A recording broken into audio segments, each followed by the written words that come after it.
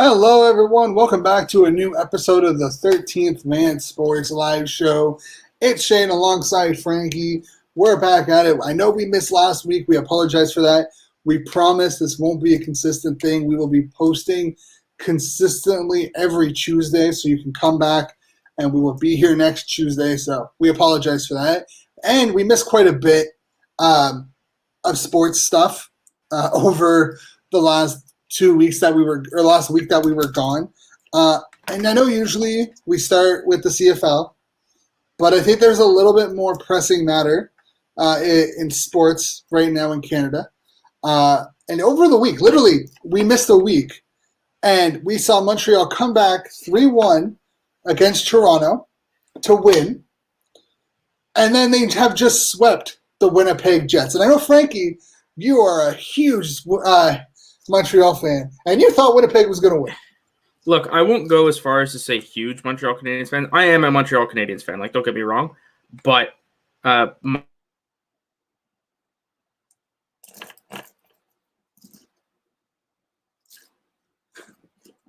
think Frankie froze a little bit. My primary 100 fans in the stands for Game 6, and I said this series won't go 6 games. Toronto will win in 5. And they went down 3-1. I felt really smart about what I had said. And then, the rest is history. Yeah, and I mean, personally, I had Montreal winning that series. As far as sweeping the Jets, man, I thought Winnipeg would be by far the best team coming out of the North Division. And it looked like that might be the case after the Edmonton series. And I don't know if the Mark Scheifele suspension ruined them this much. But holy crap. Like, I've never seen a more pathetic-looking hockey team with their backs against the wall. Yeah, they did not show up for Game 4. Like, they were just non-existent. I don't know what happened with that team, if it was the Scheifele suspension. But I had Montreal winning the series against Toronto. I had Edmonton coming out of the Winnipeg series, and then Edmonton coming out of the Montreal-Edmonton series. So when Edmonton got eliminated, I was like, you know what? Screw it. Let's go win it. Let's go Montreal. My bracket's already messed up. I like Price. I like Weber. So having Montreal come out of the North, I'm totally fine with. A lot of guys, like those two especially, deserve a cup. So I'm not upset about it. I'm just happy they beat Toronto. I don't know what's worse. The 3-1 comeback against Boston in 2013 just to lose Game 7 after having a 4-1 lead, or coming in and having a 3-1 lead after your captain gets hurt and just completely crapping the bed. I think losing to Montreal is way worse. Like, sure, you're rivals with Boston. You know, you lose to Boston and it's absolutely pathetic. But to lose to the Montreal Canadiens when you're up 3-1 in a series against your rival of quite literally 100 years, that is worse. That's the worst thing you could ever ask for as a Maple Leafs fan. And it kind of pisses me off that people are using Toronto didn't have Tavares. It's like, you're right, Toronto didn't have Tavares, but they were still up 3-1. You know, you can make an argument about DeMello and Scheifele being hurt. I mean, Go ahead.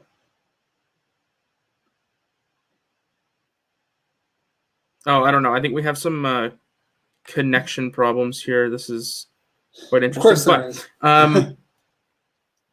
Yeah, I mean, why wouldn't there be? But, the Scheifele thing, like, he did that to himself, right? That was a vicious and predatory hit. I'm not going to back down from that. That hit was dangerous, and that hit doesn't belong in the game of hockey. You can call me soft all you want, but he didn't make any intent. There was no intent to make a play there. He was simply trying to hurt Jake Evans.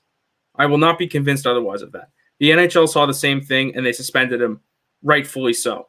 His suspension is going to carry into next season now. That he deserves that. I mean, it's only one game, so it's not the end of the world. But the hit was dirty, like, quite frankly. Like, there was no intent to make a play. He was trying to hurt him. So, yeah, I mean, he did that to himself. Yeah, I mean, the charge was a charge. Like, that in and of itself is worth the suspension. And I mean, he stopped at the top of the circles, and with really stopping at the top of the circles, all it did was take away the ability for him to make the play on the puck. That's what he did there. He built in an excuse as to why he didn't do that by taking himself out of the play. But anyway, that's all said and done now. He hurt his team very, very badly because Pierre-Luc Dubois did not look very good in the series.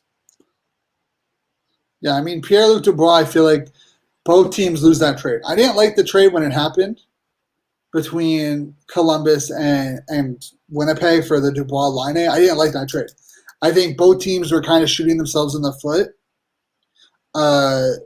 But, yeah, he just did not look like the Dubois from last year at all in his time with Winnipeg. He never was able to get his footing. But the big thing I want to know is what happens with Paul Maurice? Yeah. That's an interesting conversation. I don't know the answer to that one. I could see a path where he ends up staying in Winnipeg. I could see a path where he ends up leaving Winnipeg. I don't know enough about the Jets to know which way they're going to go. But, yeah, that's a storyline to watch for sure. Imagine you keep Dubois, you fire Maurice, and bring in Tortorella. No way. But, okay, Sam asked a question of us here. Yeah. If we think Montreal has a chance to win the Cup because they're looking really good right now. And, look, here's what I'll say as a Montreal Canadiens fan. My confidence that they're going to get out of the next round is virtually zero right now, especially if they play the Colorado Avalanche. If Vegas makes their way out of that series, I think Montreal lines up a lot better against Vegas than they do Colorado. Now, that being said, we've basically said in both series so far that there's no chance Montreal is going to win. It's a write-off. Both teams are way better on paper. Do I think that magic's going to continue? Not necessarily. Would I be surprised if it does at this point? I don't know if I would be. I think Montreal is just doing the little things right now. And until you can find a way to stop that from happening, they're going to be a tough out. I just think they're gonna go to Colorado or Vegas, and they're gonna get blown out on the road. You're a team, and people could say, "Oh, they're used to playing in front of fans." I'm sorry, but you've played against in front of 2,500 fans 3 times or 4 times already. Vegas and Colorado are playing in front of basically packed houses. You're going to go in there, and that's intimidating. Like, that is a very intimidating atmosphere. So I would be shocked if it goes longer than 6, no matter who they play, because I don't see them winning on the road.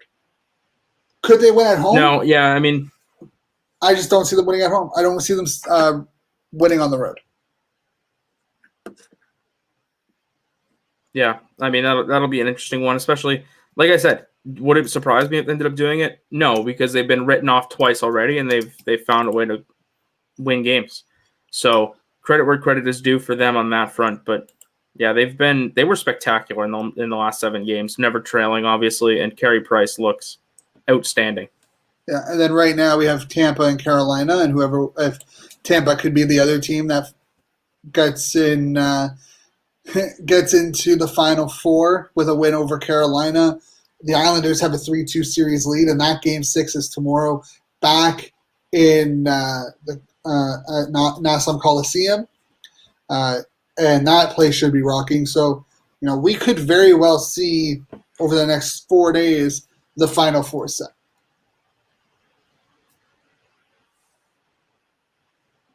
Yeah.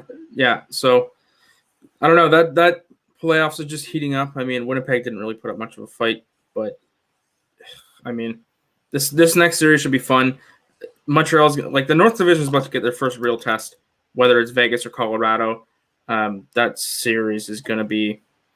I mean, it'll one team. I think we all know who's going to dominate, but if they don't, look out. If they sleep on Montreal, they could easily win. Like, if either Colorado or Vegas sleeps on Montreal can, take advantage of it. So, yeah. Well, one thing you should never do is discount a goaltender as good as Carey Price. So he can single-handedly win you a series. If Montreal scores the goals in front of him, they can do so. So Yeah, I just want to as know long what as Carey Price is playing the way that Carey Price has been playing, I just want to know what they do if they're playing Fleury. Like Fleury and Grubauer have been playing just as well as Price. yeah, I mean, well, look at the goaltenders they faced in the first 2 rounds. Jack Campbell came into this series being touted, especially by Leafs fans, as the savior that was going to take them to the cup. That didn't happen. They broke them. Connor Hellebuck won the Vezina recently. Very good goaltender by all accounts. He played really well, but Price was better. But I mean, that's all it takes. Your goaltender just has to be better than the one on the other end, and you will win more games than you lose. Yeah, that's playoffs hockey. That's playoff hockey for you. But Yep. transitioning from the NHL because we have a lot to catch up on, and that was the big thing that we wanted to talk about was the Montreal stuff because that was huge for Canadian sports. Is the Blue Jays are in the thick of things. They've been hitting well, somewhat getting healthy. I think Jansen just went on the 10-day IL. Yeah. Springer's supposed to be making his return soon. Pitching seems to be up. You're the more of the Jays guys than I am. You're more of the baseball guy. So I'm asking you this: what are the chances that the Jays go on a heater late in the season and can still win the AL East?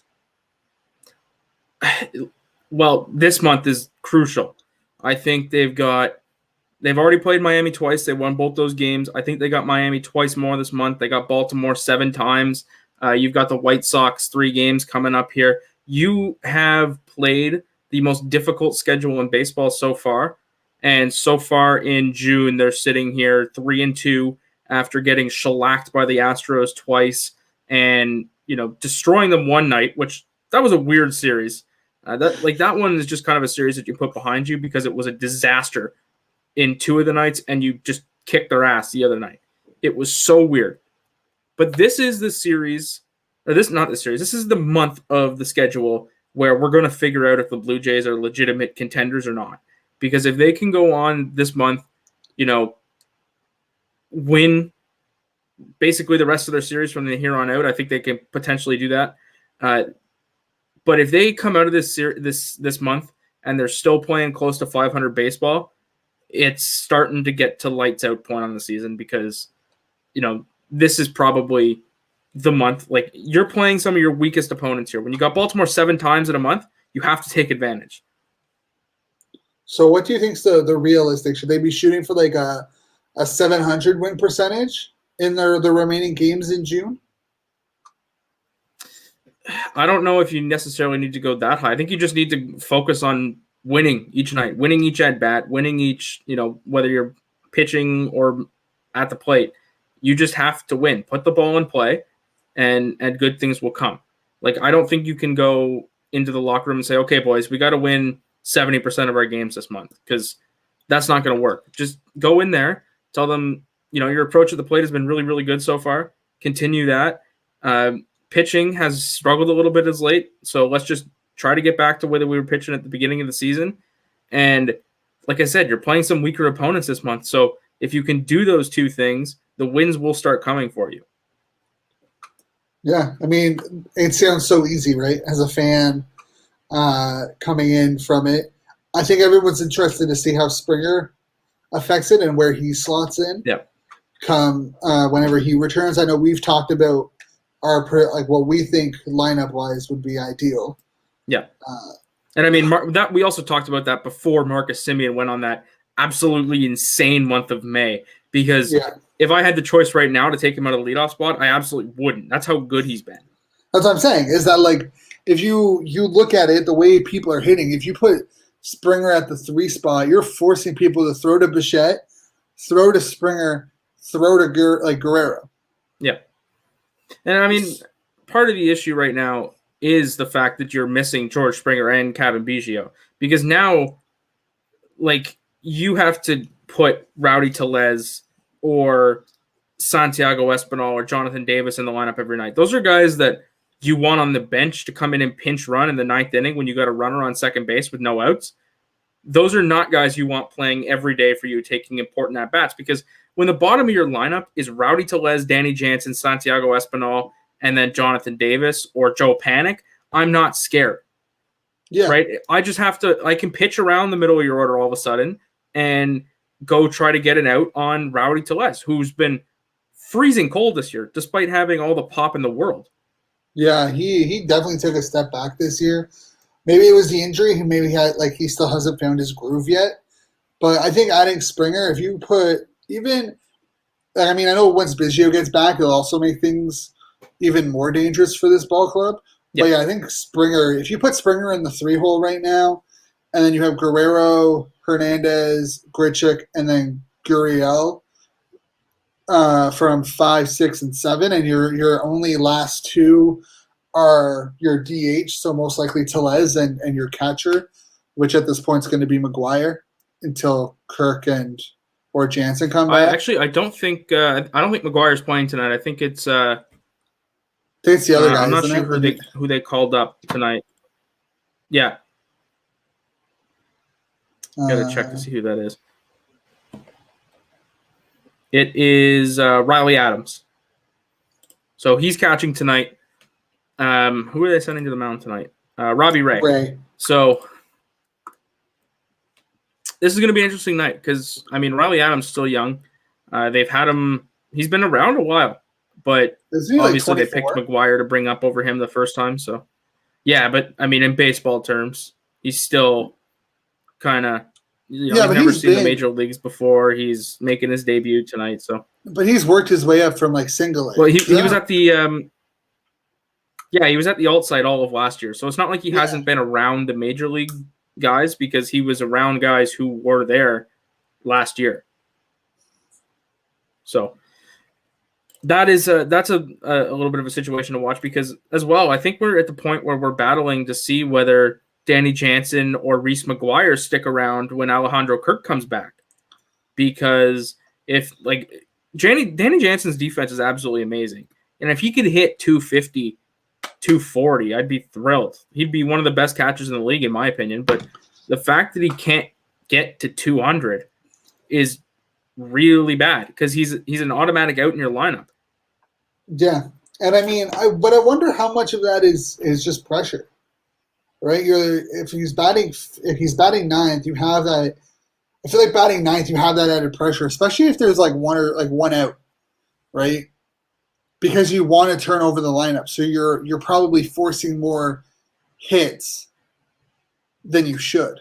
Yeah, and part of the issue though is that too bad, if you're going to be my 9-hole hitter and you can't ever get on base, I honestly at some point I got to say, all right, buddy, you got to make it, you got to get a hit. You went 20 straight games without getting a hit. Then you got hot for a little bit, and I think you hit 3 home runs in 3 days or whatever, and now you're quiet again. When are you going to now you're hurt. Find some consistency? Because if you're the Blue Jays right now, you're looking at Reese McGuire, who's been all right. He's been more effective with the bat, and I'd say his defense isn't terribly disgraceful to the game of baseball. I don't think it's that much of a drop-off, honestly. From the games I've been able to watch with McGuire, catching, there's not much of a drop-off, in my opinion. Well, let's say this. If, we got a runner going to second, who do you want throwing the ball, Danny Jansen or Reese McGuire? Because I'm picking Danny Jansen every day of the week. Well, I think that's kind of where you hurt the most with McGuire. But if you look at the overall, McGuire can stay in front of pitches. He can do everything behind the plate. He just doesn't have that good of an arm to get someone running. He can't. But that's where I'm kind of worried about Alejandro Kirk because I don't think his overall game is good enough yet. I think I think the Jays have rushed him a little bit. I'd like to see him get a little bit more time in AAA. I think that would benefit him. But in order to do that, you'd have to have Danny Jansen hitting at the level that he was when he came into the league and catching at the level that he's at right now. Because you need with a lineup like this, the more offensive weapons you can have, the better. And obviously, Alejandro Kirk is much better offensively than Danny Jansen. Yeah, and it's going to be interesting what they do over the next couple of weeks. I missed that. Darren is loving the beard. Darren, you're short. Stop it. You're also short. Dude, I'm taller than Darren. Well, I don't know this Darren person, but like you're also Darren's short. like 3'2". Darren's like 3'2". Oh, so he's in like Hobbit Town. I love you, Darren. Um, I didn't say that. I didn't say it. I mean, you said he was 3'2". You just said it politely. Which I'm pretty sure hobbits are like shorter than 3'2".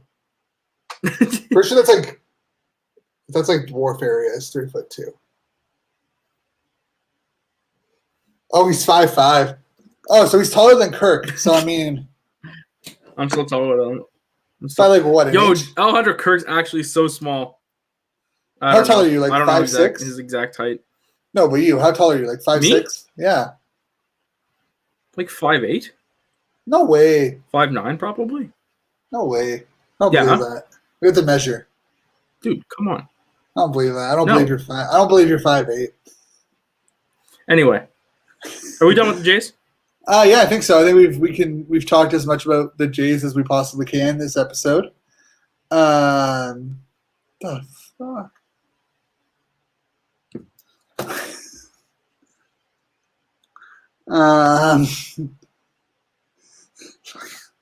Sorry, my roommate just texted me.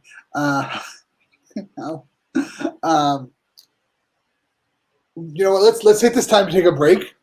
We'll be right back. When we're back, we'll talk. We'll dive into the CFL stuff that we've missed and do a little bit of racing. Edmonton Elks. Yes, we'll start off with that.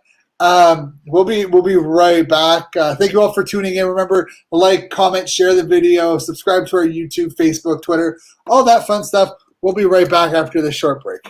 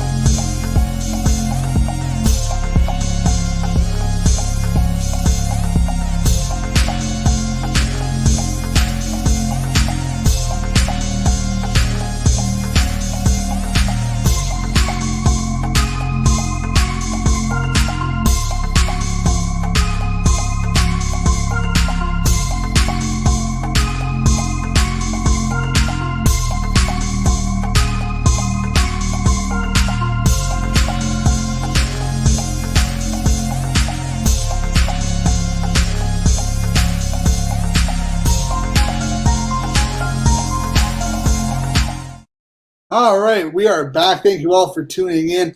And if you've liked us so far, remember, subscribe, hit that like button, share the video. You know what's up. But we'll jump right into it. CFL, that's been our motto. We started off as the CFL, and we got some major news. Frankie's wearing the gear. We have a new name, the Edmonton Elks. I love it. I absolutely love it. I love the name. I love the logo design. It's fantastic. Personally, they couldn't have done any better. The only thing I will say, and it bothers me slightly more on the versions of the logo that don't have the white infill, right? So when it's just like the yellow outline, it's that the antlers connect to nothing.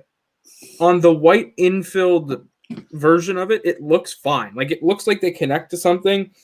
I didn't love the minimalist look to it at the beginning, but I actually really like it now. And I wrote up a piece about how this move was the right one to make. That was, of course, met with comments saying that, only 60% of people didn't care, and then 40% of people surveyed cared. And I mean, I don't know. My response to that was, this is not a democracy. So the 40% of people who were upset by the change or by the name are kind of the more important group, to be completely honest with you. So, the reason for the change makes sense. And the change that they made, although it was going to take time to get used to for all of us, especially people who are diehard fans of the now Edmonton Elks, the move was absolutely phenomenal. I love everything about it. Yeah, I think the move itself was smart. My issue when they were like, "Oh, we're going to change the name," is they weren't going. Like I was expecting a full rebrand, like a full get rid of the double E, get rid of the like. So that was my worry. I'm glad that they stayed with the double E. They're keeping the double E logo. It's going to be very, very. Um, It's in a muted role, and it's. I don't believe it's going to appear on the helmet unless they bring back the alternate that you hate. It's not appearing on the helmet. They've already shown the helmet. It has the No, I know, but if they have an alternate jersey, they might CFL, roll the.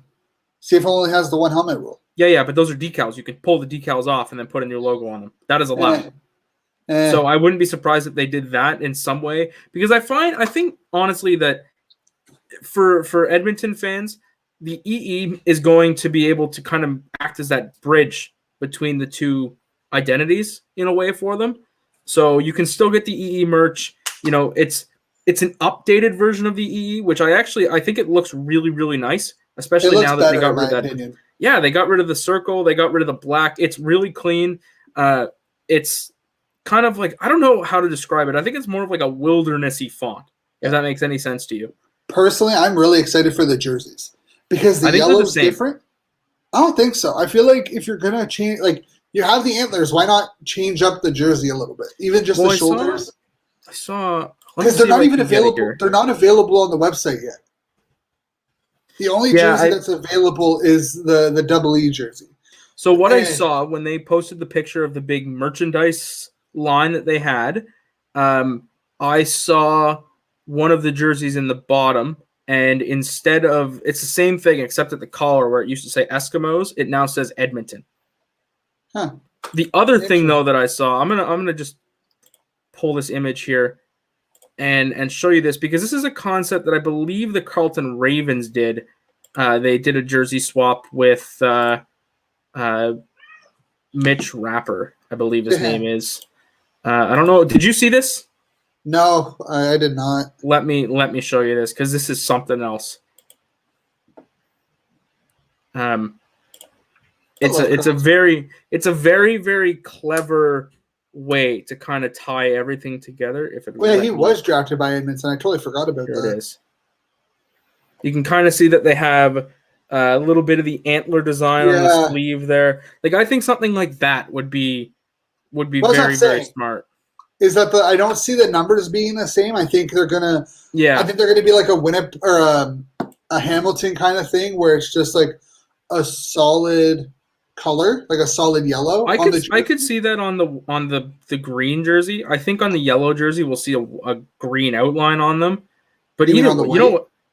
On the white jersey, yeah, sorry. Yeah. I think we also see an introduction of a yellow jersey, which would be awesome. But I think it's going to be like an all green with maybe like a red yellow outline. I don't know. Personally, I love the Elks. I love the antler football logo. My favorite out of all of them. I would have preferred that they went with a green helmet with yellow antlers as opposed to the yellow helmet with green antlers. Hey, but I mean, that's such a little thing. But maybe, I guess I don't know. I never liked the all green look. Yeah, I mean, to be fair though, they have kind of been like that yellow helmet is like part of their identity. So I get that they want to keep that. Me from a design standpoint would have rather the dark green with the bright yellow antlers. Yeah, I don't know. I feel like they don't look good. Like the all green look doesn't really scream Edmonton, right? That's like a Saskatchewan thing. Yeah, right? And I mean, this is the bit where I would also love to just allow two helmets, because if you could have a green helmet and a yellow helmet, I'd be happy with that. They used to have that, so yeah. But the Edmonton Elks, in my opinion, are fantastic. The antler logo is my favorite in terms of what they've released. The antler football, I'm waiting for something to release with that in terms of a hat, because that's going to be my purchase is a hat. Because I don't really like a lot of the clothes that they've put out personally. Yeah, like it's not bad. Just like I wouldn't wear it anywhere. Like it's just not something I would wear. So I mean, the shirt that I got looks like I really like this shirt. I think that the merchandise part of this they knocked out of the park. Oh, they look great. It's just not something I would wear, so I'm not going to spend money on it right now. I think this is just such a marketable brand. Like the Elks Charge thing, I could see some really cool shirts being made with that. I think much like the Milwaukee Bucks have, the Fear the Deer brand is fantastic. Yeah, Their merchandise looks incredible. Their logo is like you can manipulate that thing in so many different ways to make it, unique for each playoff run. You can make it unique for each uniform. You can take the antlers and do things with them like they did this year with the antler piping, like using it as piping.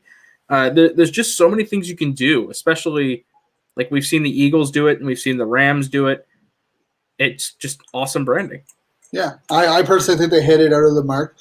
We have a question from Tim Mixon, but before we get to it, another report about the Red Blacks coming out with a red jersey. They were teasing a player tees, like the jersey style player T-shirts, as just like a basic red with white font, like straight white font. It looks like a reverse retro style jersey of the Rough Riders, and yeah, I'm all about it. I'm all about it. This red jersey, I'm all about it. The important thing to note is that it was confirmed that we would be getting a red jersey before the 2020 season. Yeah, they were supposed to release. What isn't confirmed is that is still in the making. Now, I've tweeted at Mark Gowdy 8 million times, and every single time he's kind of like been tight-lipped, but I feel that there's a little bit of excitement. Oh, it's happening. I think it's happening.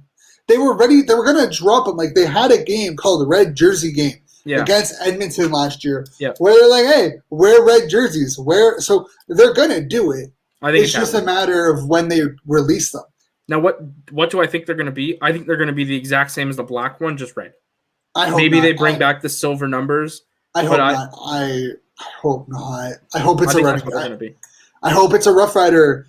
I hope it's a Rough Rider like homage, like a reverse retro style Rough Rider jersey, where it's just the super clean look with the stripes on the arms, on the shoulders, the basic just like all white lettering. That's what I'm hoping for. I'd be okay. Like either way, I don't care. They could look like they were pulled out of the dumpster at some crappy restaurant. I'd buy one. Like I really don't care. I'm just excited to have the Red Blacks because we haven't had a third jersey since the CFL signature.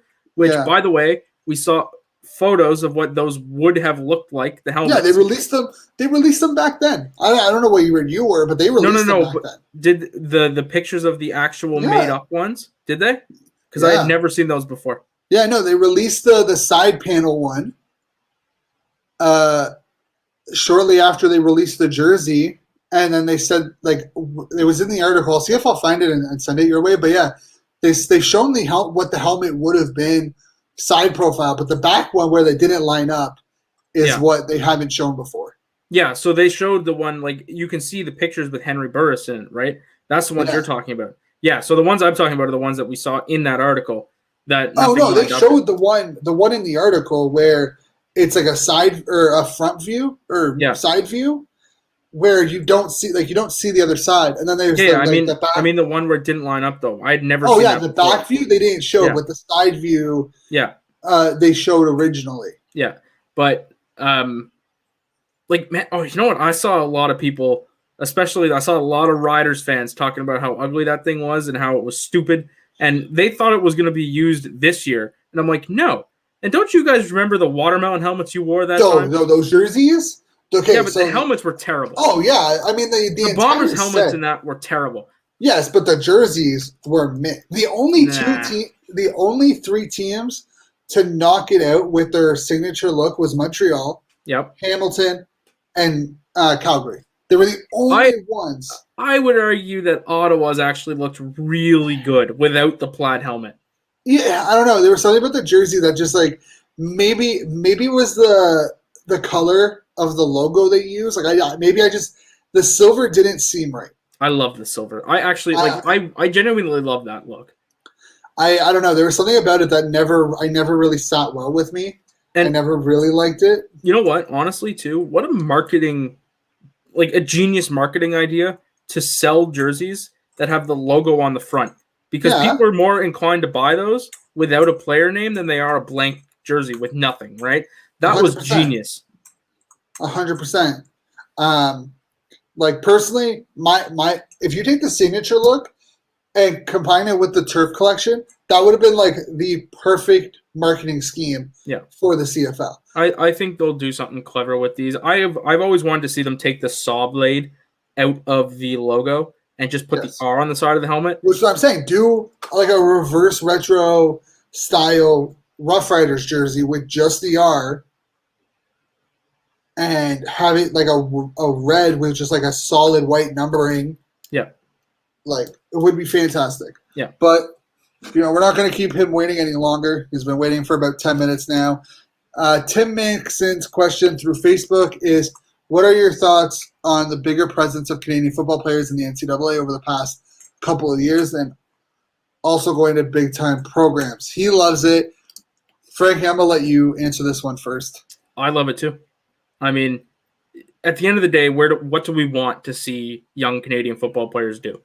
They'll play football at the highest level. Whether you decide to do that in youth sport and, go commit to the Regina Rams, or whether you want to go do what, Chuba Hubbard did and commit to Oklahoma State, or go to Notre Dame if you're Chase Claypool. Like, finding a place to play is huge, and then having the ability to go play in the NFL afterwards, or, come to the CFL afterwards, in the case of some guys like Nathan Rourke, who, by all means, probably would have withered away in the youth sports programs because of the way that they're built. I think this is the best way possible to keep Canadian football alive, because youth sports clearly isn't doing it. Yeah, and I mean, I think that you have youth sports, which is basically like amateur sports. It is the definition of amateur sports. The NCAA is literally just a money mongol. They make so much money off of these kids. I love it, but I also don't like it. And then the reason why I don't like it is because it seems like every year there's these high expectations for these kids coming out of university. And I feel like for example, Chuba Hubbard. Yeah, let's say he gets cut. Let's say he gets cut by Carolina. I don't think it's going to happen. But let's say he gets cut. And no NFL team wants him. Which I think is doubtful, but I'll it's play doubtful, along. I'm just saying that, like, if you have a situation where you have a highly touted Canadian who gets drafted, gets cut, and kind of sits around a little bit and ends up back in Canada, I think that does more harm than good. I think in some cases, I think there's also cases where we see a guy like Andrew Harris that comes here and turns in a great career, or a guy like Brad Sinopoli, who, granted, started in Canada and was a quarterback, but much like a guy that gets cut, he was essentially told, "Look, switch positions or you're done." Like, he found a way to bounce back. I think the Canadian game just suits some people, and without it, we'd lose some careers, of course. Oh, 100%. And I said that before, where it's a different kind of a different kind of game up here.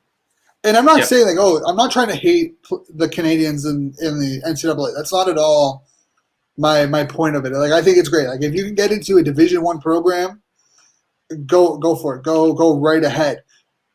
But I think people need to stop. Like, people need to stop thinking that the NCAA is the best route. I think a lot of that is sour grapes, to be honest with you, because I just don't see U Sports is simply not on the level of the NCAA, and until they find a way to fix that, which they're never going to be on the 100% level playing field. We both know that. There's simply not the cash flow that the NCAA has.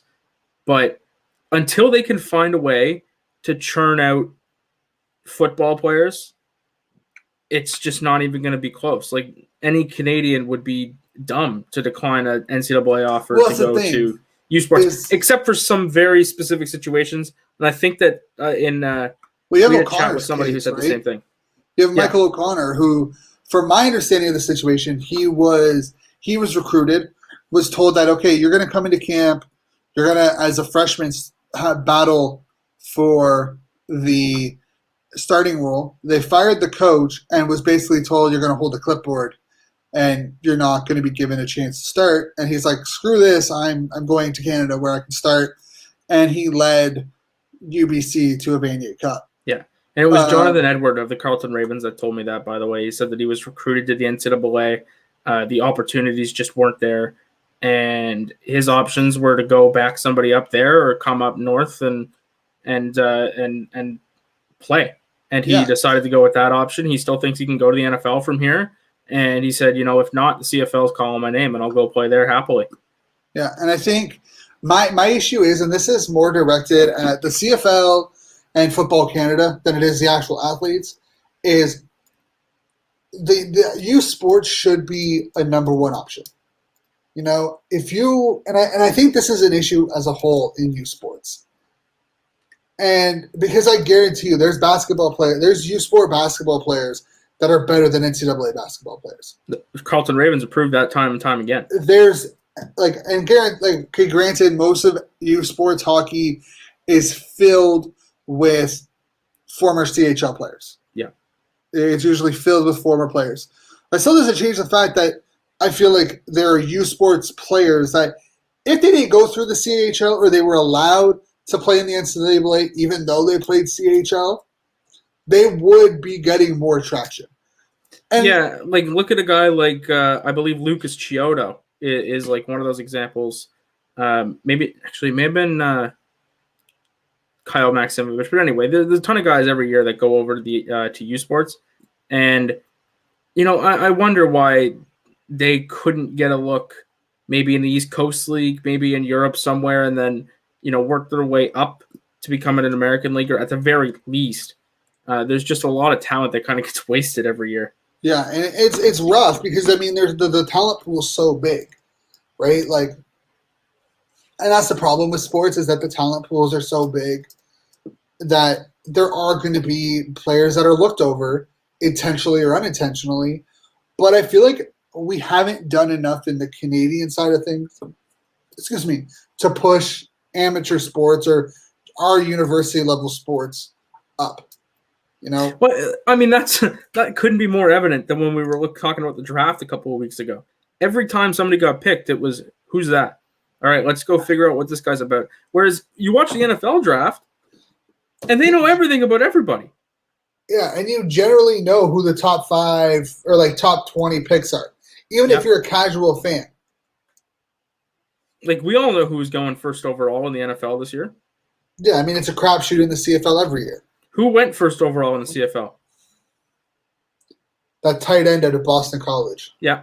Had to think about it, though, didn't you? Because I had to think about it, too. Well, I can't remember. I'm bad with names, okay? I'm going to give everyone But you had to think about who it was. I knew who he was. I just couldn't remember the school he went to. I knew it was Boston. I couldn't remember if it's Boston College or Boston University. But I just couldn't remember his name. And, I mean, that guy came from the NCAA, too. But who went second overall? Lacumbo. And he signed. He signed last week. Yeah. But, I mean, I challenge the casual fan to remember that, to know that, to begin with. But who went first overall in the NFL? Everyone knows it was Trevor Lawrence. Yeah. Everybody. Let's go. So, yeah, I mean, U Sports has got to kind of figure something out, I guess, to... U Sports and Football Canada. I feel like there's not enough core, there's too many individual people and not enough group work to make it feasible for the future. Yeah. We do have to get on to what came out today. Yes. So June 14th, Board of Governor meetings to approve. Well, that's the one thing. There's about 3 different things we need to cover about what happened today. In 15 minutes. So yeah. So the first part is June 14th. We have the Board of Governor meeting to vote on a season, vote on something. Hasn't been very clear. Personally, I'm a little on edge. I'm like, why are you waiting 6 days to vote? Look, I'll agree with what Rod Peterson said today. Of the fact that they are voting is bad news. But it may not be, and that's the thing. It may not be. But what he basically said, I am preparing your little hearts to be broken when they vote no. But here's the thing: why are you waiting 6 days to hold this vote? Why not hold the vote on Friday? Who knows? If you honestly feel as a league that there's going to be a team or two that says no. Why are you waiting until Monday?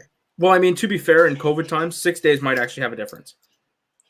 But Now, I could feel- you argue that you should do it Friday evening? Sure, you can make that argument. But then there's the report of like, if they approve it, there's a schedule ready to be released within like hours. Yeah.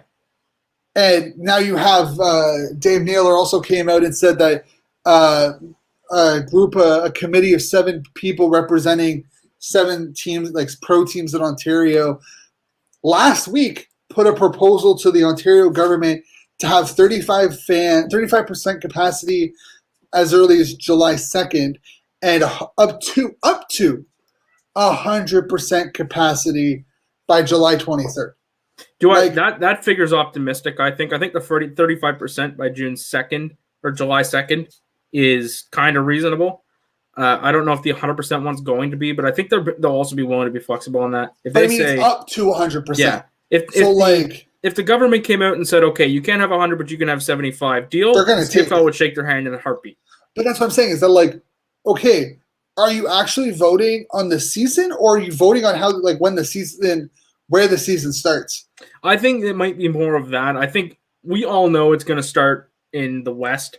I think we'll see at least 2 or 3 away games for each Eastern team before they go home. Which I don't think will be a bad thing, to be honest with you. But the thing is that I feel like everything, and again, everyone I've talked to, I've talked to some people in a couple, like, who work with a couple of organizations, and they're obviously not super into it, but from who I've talked to, teams are planning for, like, they're going ahead and planning for an August 5th start date and like a July camp. BC has already started the process for Kamloops. And I mean, you have to, though. You can't be the team caught off guard with everything starting and you're not ready to go. No, but it just sounds interesting. Like, teams, realistically, if teams weren't expecting to start when the projected dates were announced, I feel like you would see a lot more teams a little hesitant. Yeah, I think so as well. I mean, I'm still confident there's going to be a season. I don't think there's any reason why there shouldn't be at this point. I mean, the NHL is now allowing American teams to come in and quarantine. I think it's a little ridiculous that the Blue Jays can't come home. But, hey, well, maybe this allows it. Maybe, but yeah, I think we're slowly going to start getting back to normal here. I really hope that we can kind of figure out our vaccines a little bit.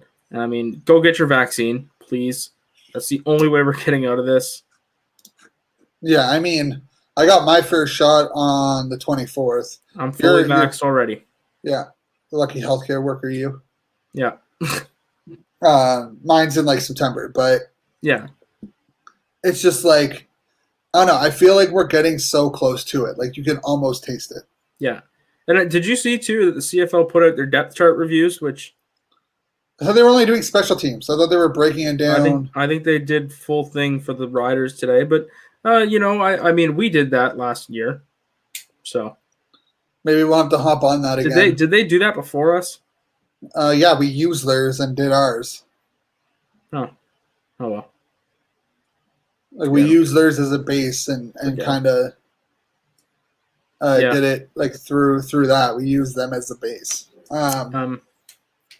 But overall, like, there's reasons to be optimistic. I mean, I think overall, though, we should be cautiously optimistic. I would agree. Like, there's no reason to really be like, oh yeah, gun ho, when it could literally just be like gun to the kneecap. Yeah, the 14th is next Monday? Yep. So we're going to know by then, like, unless they kick the can down the road again, which I can't see. They told the players they'd know by the 14th if they're playing on the 5th or not. So I don't think they're going to go back on that this time. I think they did that the first time and they saw the backlash. So we're going to know. One way or another, we will know. My understanding is that they want people in Canada by the 2nd of July. Training camp opens up on the 7th. Yeah. You have to have a week isolation before you travel to Canada. So Yeah, we should be COVID safe. I mean, like I said, the NHL's been playing. We've had games going on in the U.S. with full crowds, and I haven't heard of much COVID spread going on there. Granted, they're pretty vaccinated, but you know what? It's time to go here. There's no reason the CFL shouldn't be playing on August 5th. no, none whatsoever. Start on August 5th. Give us the 14 games, and we should be able to fill it all in, and we should have fans in the stands. But here's a question: fans in the stands, are you going? Yeah, of course I'm going. No question. Yeah. No question at all. I would go, but I have an actual reason that I might not be able to go. So yeah, that's unfortunate. But do I hear that actual reason right now? Yeah, you do. Yeah. But yeah, no, like I'm vaccinated. I'm not going to say my worries are zero because I know I can still get it and spread it to people. But I'm trying to be cautious with that. So I'm going to, if I can go to a game responsibly, I absolutely will. Yeah, and I think that's the whole thing is about being responsible and making sure the proper precautions are in place. Yep. And I think that can be done. I really do. I mean, we've seen it work in Montreal already. We saw it work in Winnipeg a little bit on a pretty small scale. And I mean, we've seen it work in the States for quite some time now. I think we can make it happen here. I think so. I 100% agree. And I mean, hey, I think they have to play starting August 5th. I don't really see how you can push it much further. You've got Labor Day, and that's about it. Yeah, like even then, that's pushing it. That's about an 8-game season then. Like you can't push the meat of your schedule when the NHL is starting. Yeah. It's not going to be realistic. So I feel like it's August 5th or it's nothing at this point. Yeah, I can see. I think August 5th is going to happen though. I mean, I don't want to keep spreading confidence where there is none. Believe me, but I'm feeling confident. Dave Naylor and Farhan Lalji are both by the sounds of it, relatively confident in it being an August 5th date. Yeah. And if they're confident, that makes me confident. Exactly.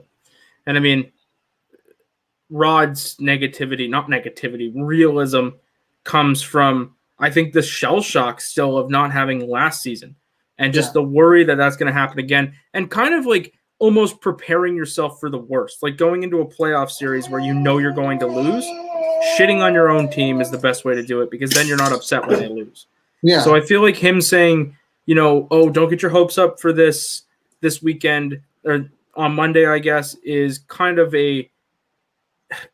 yes, he's keeping it realistic, but it's also kind of a coping mechanism for him and everybody who listens to him for that. If that announcement does happen, that the season's not happening August 5th, they're prepared for it. Yeah, they're setting themselves up to kind of for the heartbreak, right? If there is no season.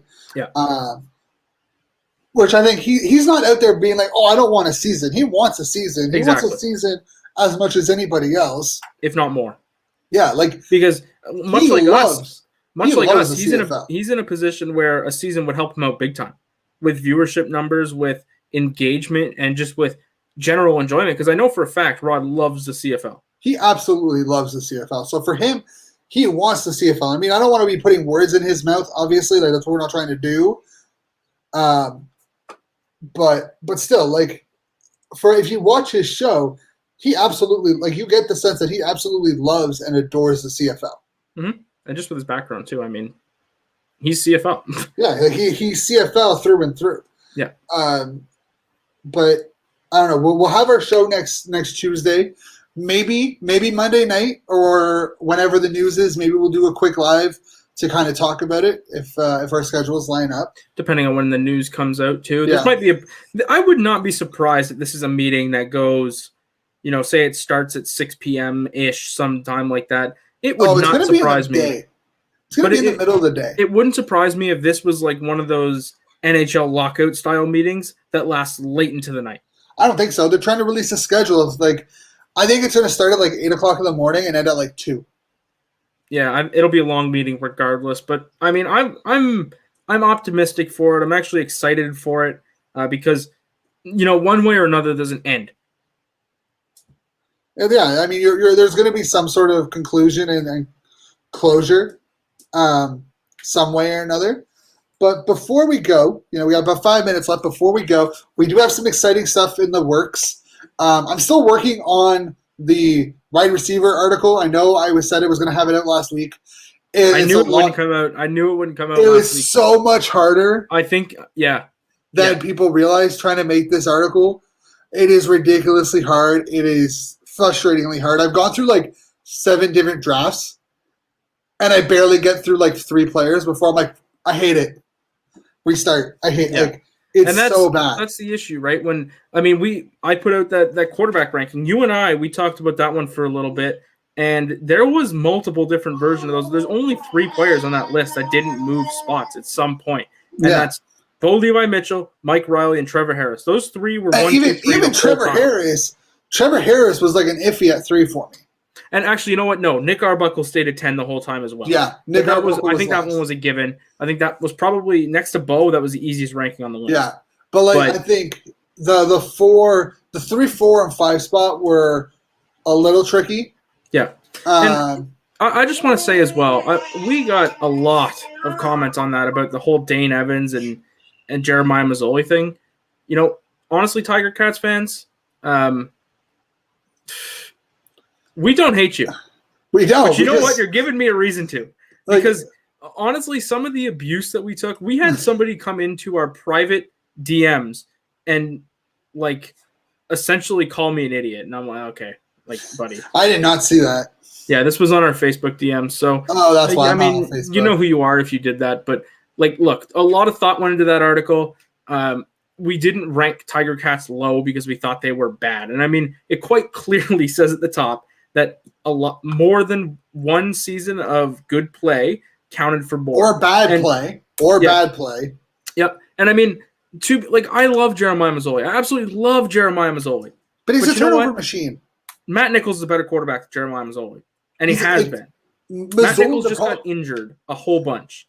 The problem with Masoli is that his TD to interception ratio is usually 1 for 1.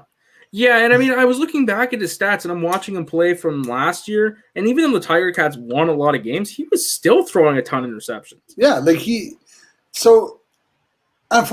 the thing. I love Vernon Adams. Vernon Adams, Cody Fajardo, Dane Evans, some of the best quarterbacks that I've seen last season. They had some really good years. Mm-hmm. But what happens if Dane Evans or Fajardo or Vernon Adams craps the bed this year? So what do you say then? Oh, now he's one of the worst quarterbacks in the league? No, it's not. Fans need to stop using 1-year sample sizes to determine who's the best in the league at something. And this is something that we're going to continue throughout the year as well. I don't know if we'll do it weekly, but maybe bi-weekly, monthly kind of thing. If, Vernon Adams was really polarizing. People really were either on board the Vernon Adams train or they hated him. And I think for me, Vernon has had a couple of tough years in the CFL, but where he was at last year, I think is about where he is. Sorry, before I forget, shout out to Eugene Lewis for actually being respectful and asking us our thought process behind it. Yeah, and that was the toughest part, was seeing Vernon Adams' teammates come to his rescue. By the way, that tells me that they have an exceptionally tight locker room. People love Vernon Adams in that locker room. That was fantastic to see. And we said it. And I put the quote that I had written about, I love Vernon Adams. I think Vernon Adams has a chance to be in the top 3 of this list by the end of the year. That's how high I am on him. Yeah. But just right now, with the sample size that we have of one really good season and 3 or 4 seasons where he couldn't become a starting quarterback, despite he having chances, I don't think it's fair. And if I had to, Cody Fajardo is higher, but if I had to put their 2 seasons next to each other, I like Cody's more. Yeah, and even Fajardo, I personally wasn't high on Fajardo, and I'm still not.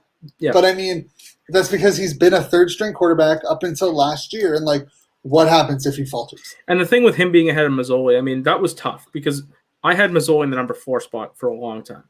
And at some point I just said, you know what, going into this season, despite how good, Mazzoli has been in the past and how Fajardo's been a third string quarterback, if I had to pick between the two, like he's the number 1 quarterback in Saskatchewan. Yeah. Mazzoli and Dane Evans, there's no clear number 1. Yeah, and I mean, like I said, it's just the interceptions. I think if Mazzoli was a little bit more responsible with the football, he'd probably take Trevor Harris's spot, to be honest with you. I think he's that good. Probably, but I still think, like, if you look at it, you can't be top 4 in the league when you're not the clear-cut starter. Yeah, and I mean, I also saw arguments that said both Dane and Jeremiah should be in the top 5, and for that to happen, we would have to drop both Zach Collaros and Matt Nichols out of it. And Matt Nichols is a quarterback that was literally battling for MOP every year with the Bombers, and then he would just keep getting hurt. So, and I mean, that's the thing. We didn't take injuries into consideration. So Cody, the argument of, well, Zach Collaros is going to get injured this year, I'm not predicting somebody's injury. No, okay? That's disrespectful. I'm not going to do that. We based it off of what can these players do when healthy? What have they proven at the at the CFL level when healthy? Yeah, and that's where we came into kind of the regard that we were at, where like, okay, Bo Levi and Mike Riley are the clear-cut 1-2. There was a big argument, like there was a big discussion about Trevor Harris. Is he a winning quarterback? He struggled last year against Edmonton. If you rewatch the game today, it was clear he had his moments of struggle. Then you have Collaros, who can win and lead a team to a Grey Cup, but can he stay healthy enough to do it? And it's the same thing with Nichols, is that like he can have MOP seasons if he's healthy enough to do it, and can he stay healthy enough to do it? See, as I said, though, we didn't really take the can get injured thing into consideration. For me, when looking at those 3, it was, okay, all 3 of them have their flaws. Yeah. Which one's talent? Which one's talent is better? And I think the obvious answer there is Trevor Harris's talent is potentially the best in the league. It's just he needs to tap it more frequently. Yeah, his consistency is his biggest issue. Exactly. Like, and I think that's interesting. Like, we're going to definitely revisit. I really want to get this article done, but it's been so hard because there's so many good receivers. It is a 2-parter, so that's really It is a 2-parter. If you mess up in the first part, you're screwed in the second part. Yeah, like it is a 2-parter. So, like, it's even harder to do, but it will be out there. Hopefully by the end of this week, I'll be able to get it out and posted 22/11.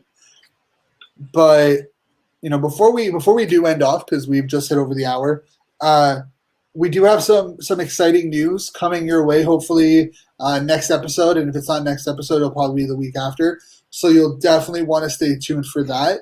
We're still working on some of our stuff that we want to do on the season for the CFL. If you have any suggestions, please let us know. Twitter, Instagram, Facebook, even on YouTube. Give us a comment on the video. Let us know what you want. We have some discussions internally about where we want to take this come the season. It's just a matter of, will you guys watch? And I think also next week we should, if everything lines up for us, we should have a nice little Formula One centered episode. Yes. Which I think will be very fun. We didn't get into Formula One on this episode, unfortunately. What a race. Oh my God, what a race. But yeah, we do have something in the works, so please be patient with us. And just a last comment before, I'm doing great. Aside the fact that my AC broke yesterday, doing fantastic. Get over it. Just kidding. We're in the middle of a heat wave. Yeah, if you guys don't know that. Ottawa's in a massive heat wave right now. Yeah, it's not pleasant. I think it was 41 with the Humidex today. It was actually my work was a 27. Sauna. Yeah, me too. Like my work was an absolute sun. I had the sun blaring in through the windows all day. Yeah, miserable. Yeah, I mean, I'm excited for it. I'm gonna get so much flack for it. I already know that the receiver rankings are going to get. That's how it goes, man. That's just how it goes. I'm gonna have so much flack. I'm gonna have to put myself on mute for the day on that article. Well, that's I don't know. It was everybody's got an opinion, and some which people. Which is fair. Yeah, absolutely. We wanted to hear your opinions, and I mean, we didn't get to discussing everybody's list. Maybe that's a next episode thing, because we had a lot submitted to us. But I mean, all we ask is be respectful. Yeah, we got to get out of here because Shane Yeah, Not happy. my little one's starting to get cranky. She's not happy. Yeah, my little one's not getting. Is not happy. She's not helping with this heat wave either. No, I'm crying too, to be honest. That may have been me crying. You don't know. Hi. Oh, what a wholesome moment. We should make that a GIF. She loves my hat. She absolutely loves my hat. Give her the microphone and see what happens. Yeah, no. She'll probably try putting it in her mouth. So one's already trying to walk exactly. right now. She'll be talking anytime. Got to get her a little Red Blacks jersey. Yo, Chris, hook me up. Get her a little microphone too, and that way I can have a good co-host. Wow. Wow. Shots fired. Unnecessary. Oh. Unnecessary attack. I mean, I you'd have love I know you do. I'm fantastic. But anyways, guys, thank you all for tuning in. Remember to hit that like button, subscribe, comment, share the video. Follow us on Twitter, Facebook, Instagram, and subscribe on Spotify and Apple Music so you don't miss any of our episodes. Thank you all for tuning in, and we will catch you back here next week with a brand new episode of the 13th Man live show.